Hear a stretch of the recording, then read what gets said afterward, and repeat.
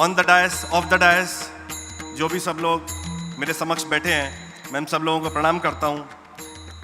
आखिरी में मेरा सेशन है और एक बात तो होती है कि जिसका आखिरी में होता है, संक्षिप्त में उसको बात अपनी पूरी करनी पड़ती है। बात को बहुत गहराई में नहीं लेके जाऊंगा, सूत्रों में बात करूंगा। हमारे देश में बहुत वर्षों पहले सिकंदर आया। सिकंदर जब रणनीति बना रहा था भारत में आने की, तो एक सूची तैयार की उसने, एक लिस्ट तैयार की कि मैं भारत जा रहा हूं, मुझे क्या क्या करना होगा, वहां से क्या क्या लूट के लाएंगे, कैसे कैसे आक्रमण करेंगे, सारा एक स्ट्रैटेजिकल प्लान उसने बनाया। अरुण गोविल जी का बहुत बहुत धन्यवाद। हमारे देश के राम, जिनको देख करके मैं बड़ा हुआ, उनको मैं जय श्री राम कहकर हाँ।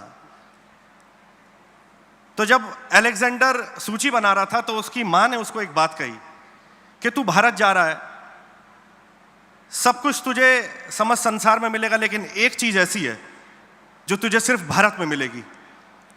अगर हो सके तो वहां से किसी संत को ले आना।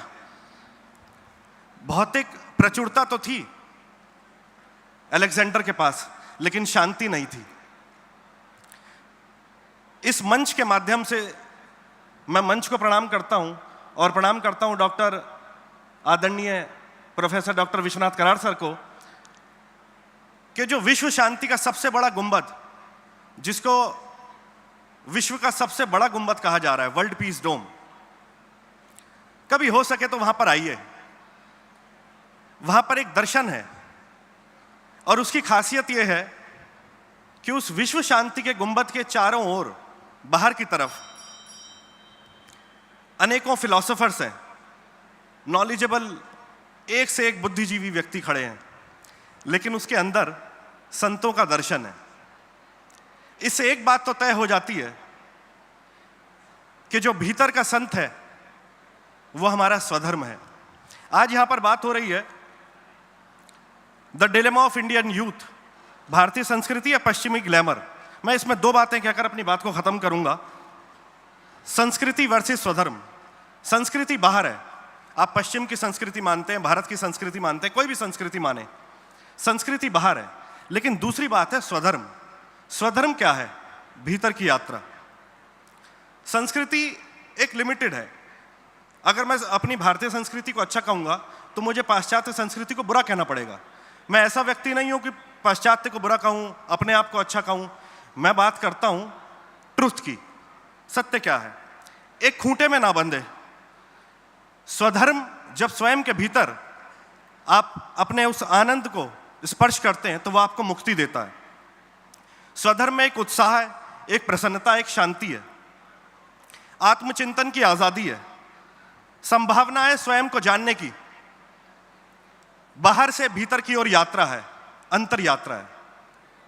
अंतर यात्रा जब हम स्वयं के भीतर करते हैं तो हमें एक आमंत्रण देती है, एक प्लेज मिलता है। और मैं यहां पर बैठे सभी युवाओं को एक बात कहना चाहूंगा, आज एक प्लेज लें, आज एक संकल्प लें अपने स्वयं के स्वधर्म का पालन करने का।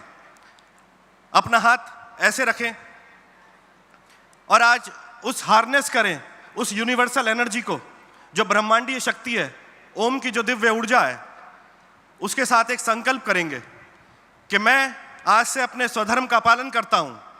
मेरे पीछे पीछे दोहराएं, मैं आज से अपने स्वधर्म का पालन करता हूं। मैं आज से अपने स्वधर्म का पालन करता हूं। मैं आज से अपने स्वधर्म का पालन करता हूं।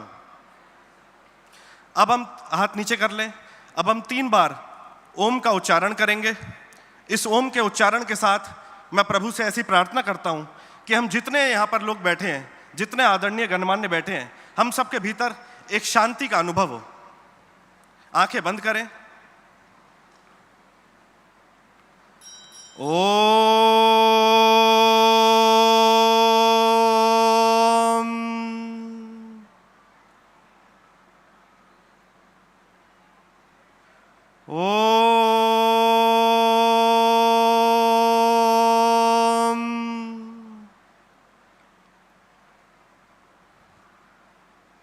ओम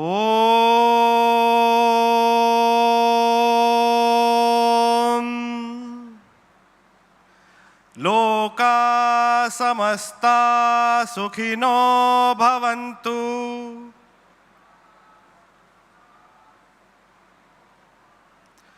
लोका समस्ता सुखिनो भवन्तु।